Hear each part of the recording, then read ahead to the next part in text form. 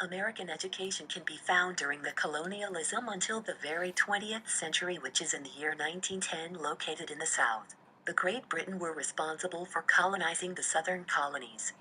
As there were more people moving into the southern colonies with a desire to own a land for farming purposes that could gain profit, especially from growing tobacco, it is proven that most of the settlers are unable to read nor write, as farming requires a huge amount of labors as the land gets bigger, and most of the laborers begun their journey by working as an indentured servants. The colonies that has the highest slave population is known to be the southern colonies.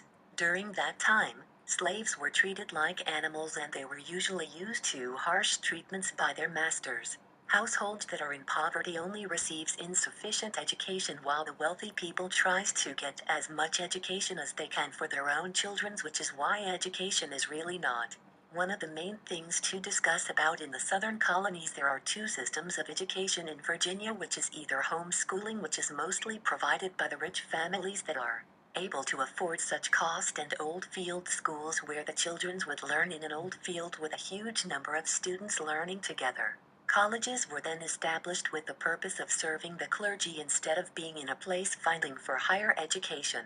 A new wave of curriculum and colleges reform started showing when the educational progressives had decided to meet each other in order to talk about the matter.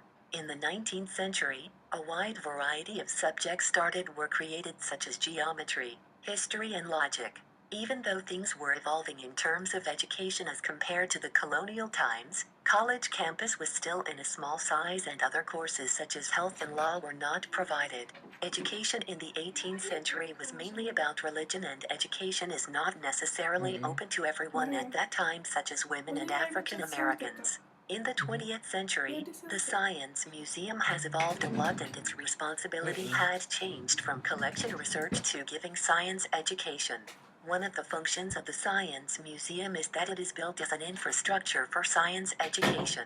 A development in the roles of education in science and technology must be strengthened further. This can be one of the examples of an informal way of learning.